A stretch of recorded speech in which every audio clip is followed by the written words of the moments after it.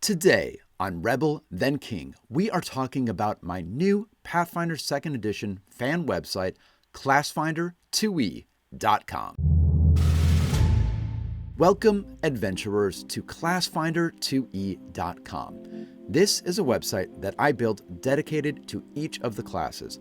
It is modeled after the various scorecard and poster layouts that we've seen here and there posted, and based on comments I've seen in my class ranking and class analysis sort of videos.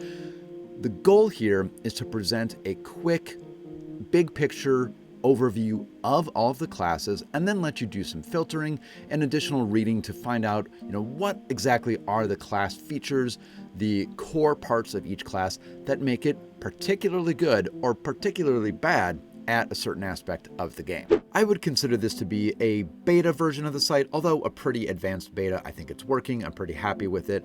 But of course, we're going to find a few things that are, bugs or typos, or maybe just some stats or features or something that you don't quite agree with. If you find something, leave a comment below on this video. I will certainly be reviewing those and making updates to the site as feedback comes in. And on the note of comments and feedback, I am releasing this as a early access video to members only, and I do have a membership program.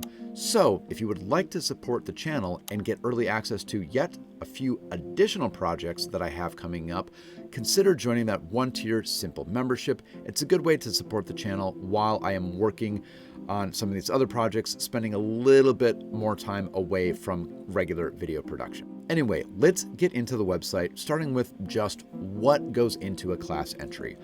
I have provided the same category for each class, and I am giving each class a 0 through 5 aggregate score based on the average that I think that class can do based solely on class features, not on your background or anything like that, sort of as an average of the feats, the features, and the various subclass options. So, there's sometimes that a particular class varies pretty widely in what it can do based on the subclass that you choose. I am going with an average score based on those various subclass options.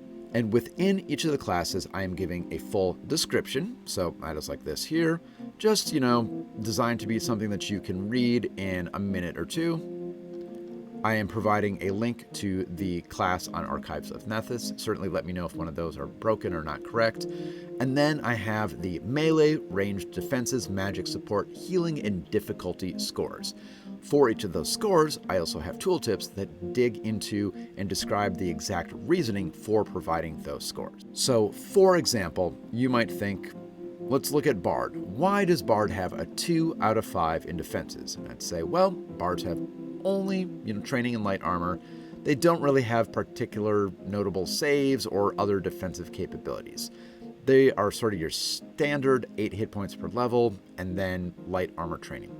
But compared to something like sorcerer, let's scroll down and look at sorcerer, for example.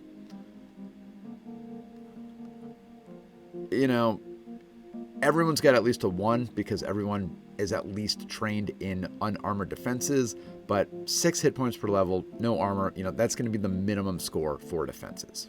Now let's look at some of the filtering capabilities and kind of go through one of the stats again to give you a sense of how I'm doing the average kind of scoring here. Let's go with magic.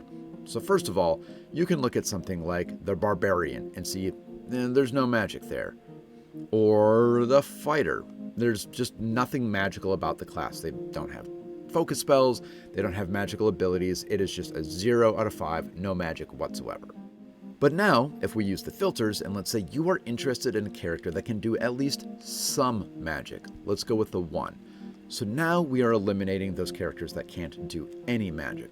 So what is like a 1 out of 5? Well, it's certainly not one of these casters. And yes, I do note that technically speaking, kineticists are not doing magic. They're doing impulses. It's not spells, but I'm counting them as magic here, okay? But 1 out of 5 would be something like the monk or the ranger because, well, they do have focus spells that you can pick up, but you don't have to. And not all monks or all rangers are going to cast any magic whatsoever, and even those that do are really only going to have 1, maybe 2 focus spells as they level up. No cantrips, no spells from spell slots or anything like that. That's the minimum. That's a 1 out of 5. So what about a little bit more? Let's maybe do like a 2. Well, I have the champion as a 2 out of 5. Why? Because every champion starts out with a focus spell of their choice, and champions can pick up other focus spells associated with their deity. So, remember, these are averages of the total class options, and considering that every single champion does have some magical abilities, I'm going to give them a 2 out of 5. Most casters are going to be at a 4, meaning you're a full spellcaster. You've got a full complement of spell slots, cantrips, usually focus spells as well. So what does it take to be a 5 in Magic? Well, I think there are only a few. You've got the Oracle, the Sorcerer, and the Wizard. Why? Because these are your maximum spell slot classes. You've got Drain Bonded Item as a magical extra with the Wizard. You have Blood Magic and Sorceress Potency as the Sorcerer, for example.